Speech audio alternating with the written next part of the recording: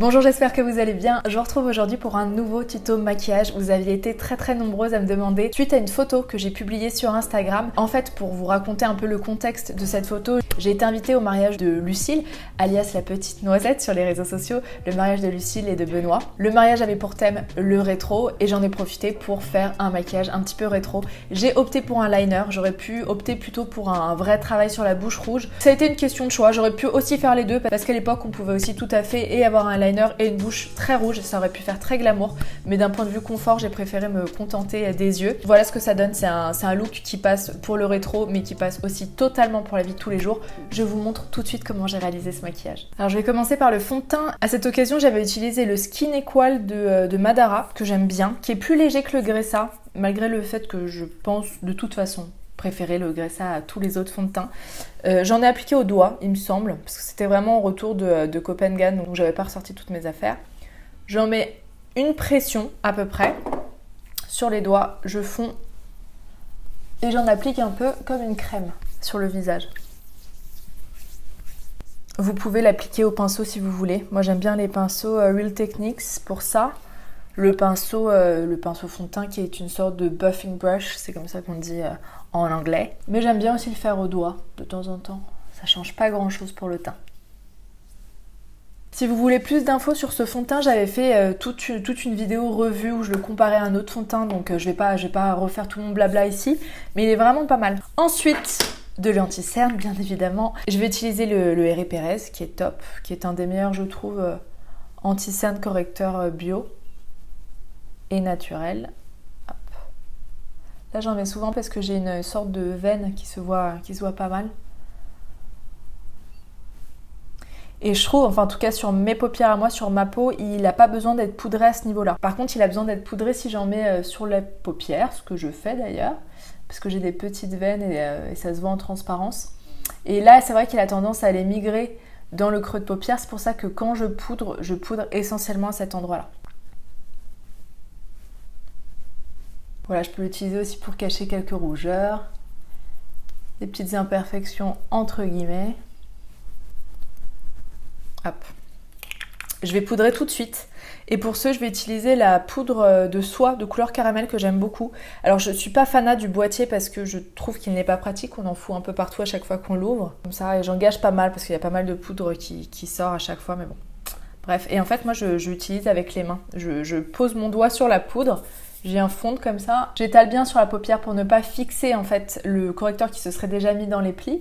Et une fois que c'est bien, que la matière est bien fondue, hop, j'applique la poudre. Alors en maquillage rétro, normalement c'est vrai que les femmes avaient tendance à avoir des teints très poudrés, donc à mettre beaucoup de poudre, il y avait zéro brillant, c'est vraiment pas l'époque du glow et des enlumineurs.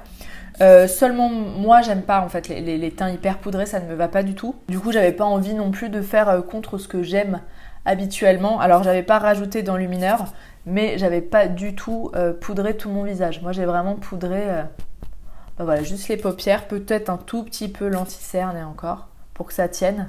Parce que je me suis maquillée le matin à 11h et après on avait 5 heures de voiture et j'avais pas du tout le temps de me remaquiller entre temps. Du coup ça a tenu quand même jusqu'à 4h30 parce que je suis allée me coucher vers 4h30. J'ai beaucoup dansé entre temps. De la poudre de soleil. Alors pareil, si j'avais vraiment voulu faire dans le rétro, j'aurais pas utilisé cette poudre de soleil parce qu'elle a un fini un peu glowy, un peu irisé, un peu lumineux, ce qui n'était pas le cas à l'époque. J'aurais plutôt dû utiliser une terre de soleil très mate. Mais comme j'adore cette terre de soleil, c'est ce que j'ai utilisé et c'est ce que je vais réutiliser maintenant. Donc moi, comme d'habitude, j'en mets vraiment principalement sur l'extérieur du visage pour venir le redessiner. Donc sur le côté du front, parce que j'ai un front assez carré, comme vous pouvez le voir. Sur les pommettes, comme ça. Un peu sur le bout du nez, parce que ça donne un côté... En fait, si on fonce un peu le bout du nez, on va enlever le côté long. Sur les mâchoires, parce que pareil, j'ai des mâchoires assez... En fait, j'ai un visage hyper rectangulaire. Voilà, donc j'essaie de l'adoucir avec les poudres. Tout ça, je l'expliquais dans ma formation sur le teint. Hein, si le sujet vous intéresse, si vous vous intéressez au maquillage, si vous vous intéressez au maquillage naturel, bien évidemment. J'avais fait toute une formation avec 11 vidéos, des PDF, mes produits préférés, toutes les techniques. que j'utilisais quand j'étais maquilleuse. Alors pour les yeux, j'avais regardé un peu sur Pinterest avant des idées. J'avais vraiment envie de faire un beau thread eyeliner. Et en fait, ce qui est très aussi représentatif du maquillage un peu rétro, parce que c'est vrai que rétro, ça veut un peu rien dire. Rétro, ça peut être toutes les années. Mais en tout cas, moi, le maquillage que j'avais en tête, c'était vraiment le liner, les paupières assez mates, avec en fait un creux de paupière qui est... Le creux de paupière, c'est ce que vous voyez d'un peu plus foncé. Là, naturellement, c'est quand on met le doigt sur la paupière, on sent qu'il y a un creux. Elles avaient l'habitude en fait de se maquiller et de foncer cette partie-là. C'est ce qu'on appelle aussi la banane. Du coup, j'ai tout simplement utilisé un fard un peu marron pour accentuer ça. Et j'ai rajouté de l'eyeliner. Alors, je vais essayer de faire un zoom sur les yeux pour que vous puissiez voir. Attendez. Vous voyez, c'est là, le creux de paupière. Tout ça.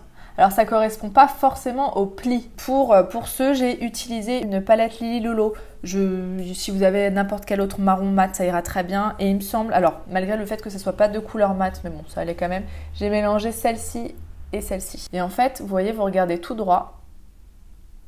Hop. Vous coincez votre pinceau là et vous faites des allées et venues comme ça. Et vous allez créer, en fait, vous allez accentuer ce creux de paupière. Et vous pouvez vraiment, si vous voulez accentuer le contraste, mettre une couleur plus claire sur l'ensemble de la paupière mobile, comme cette couleur par exemple, qui est un beige mat.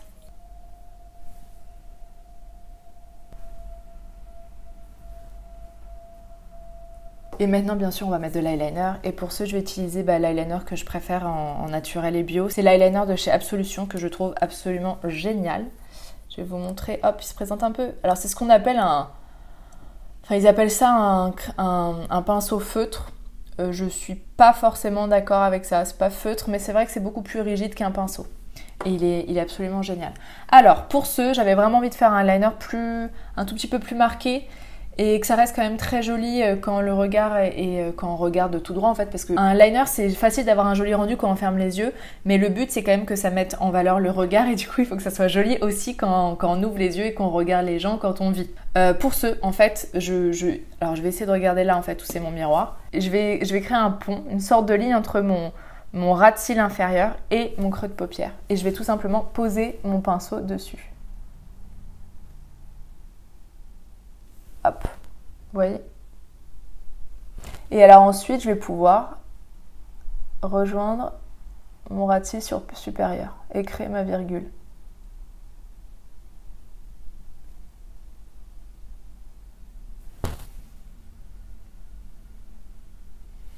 Et alors ensuite, j'en mets sur le ras de cils, mais vraiment de façon très fine. Et voilà ce que ça rend, à peu près. Sachant, là je sais que c'est pas du tout écolo ce que je vais vous dire, mais si vraiment vous avez un bug, vous prenez un coton-tige et vous l'enlevez. C'est vrai que j'ai pas trouvé un instrument écolo qui permettait de parfaire son eyeliner. Je vais finir cet œil-là totalement et je ferai l'autre œil de mon côté. Je vais utiliser un recourbe-cils aussi. Si vous voulez vraiment même jouer le jeu à fond, vous mettez des cils sur la pointe extérieure, des faux cils.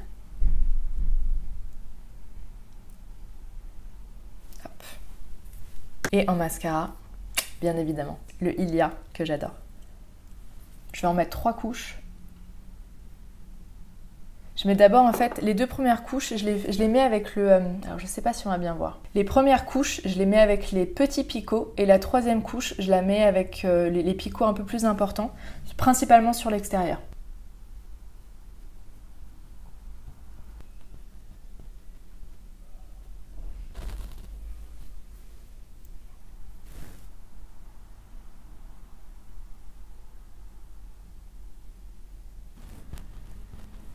Je vais faire mes sourcils maintenant et je vais utiliser un nouveau produit que j'ai découvert récemment. C'est le crayon Plume, je vous en parlais dans mon dernier vlog. En fait, la marque Plume, je la connais parce que j'utilisais la pommade à sourcils et ils viennent de sortir des crayons et je préfère les crayons. Vous avez un embout pour brosser vos sourcils et un embout crayon. Et en fait, ce qui est très cool, c'est que c'est un format qui est réutilisable. Ensuite, il y a juste à acheter la mine et elle se met dans le packaging.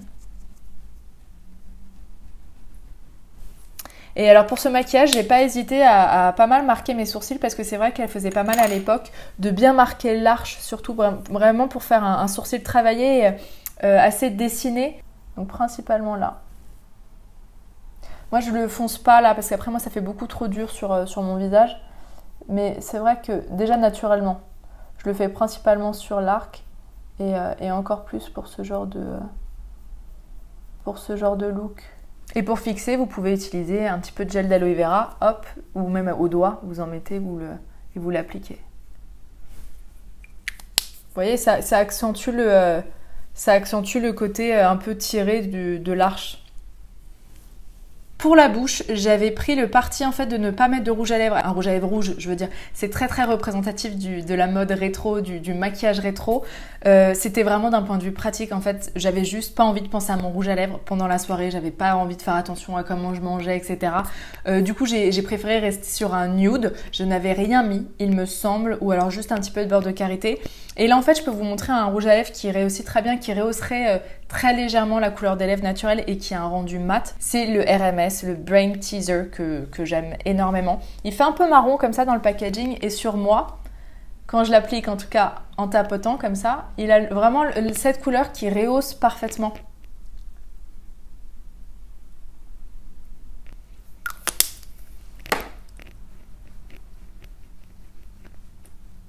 Il a une teinte un peu chaude, un tout petit peu orangée et moi je trouve qu'en tout cas à mon teint, parce que j'ai un teint qui tire vraiment vers le jaune, vers les couleurs chaudes en fait, c'est plus joli que les nudes qui tirent vers le rose, sur moi en tout cas. Hop, et j'adore l'utiliser en tant que blush. Donc j'utilise, vous voyez, le reste que j'ai sur les doigts.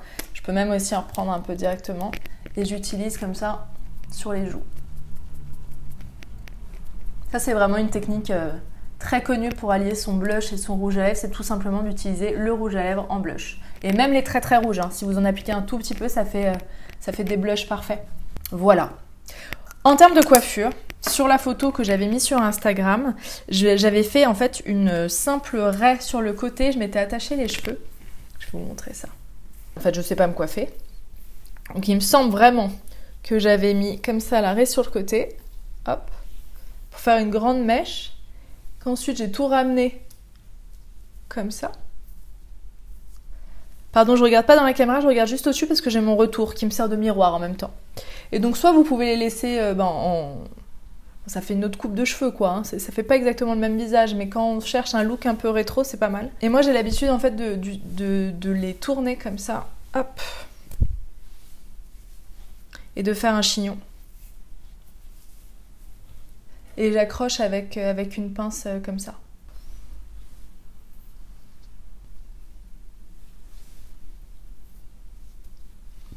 Soit ça, soit je les détache, hein, parce que aussi, ce qui fait rétro, c'est des jolies ondulations, ou de mettre, vous savez, une barrette comme ça, et avoir des jolis cheveux ondulés.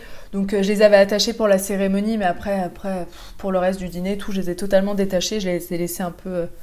je les ai un peu laissés vivre à leur façon. Comme je vous le disais, j'aurais pu aussi mettre un rouge à lèvres très rouge, un joli rouge mat, ou même un joli rouge un peu satiné, ça aurait pu le faire. Pas glossy, mais un peu plus satiné. Je vais vous mettre en barre d'infos si ça vous intéresse mes rouges à lèvres préférés, mes marques préférées, mes couleurs préférées. Vous avez vu, c'est très simple, ça fait rétro, mais c'est un look qu'on peut utiliser absolument tout le temps. Merci en tout cas d'avoir regardé cette vidéo jusqu'au bout. N'hésitez pas à vous abonner, comme d'habitude, à liker la vidéo et à me dire ce que vous en avez pensé.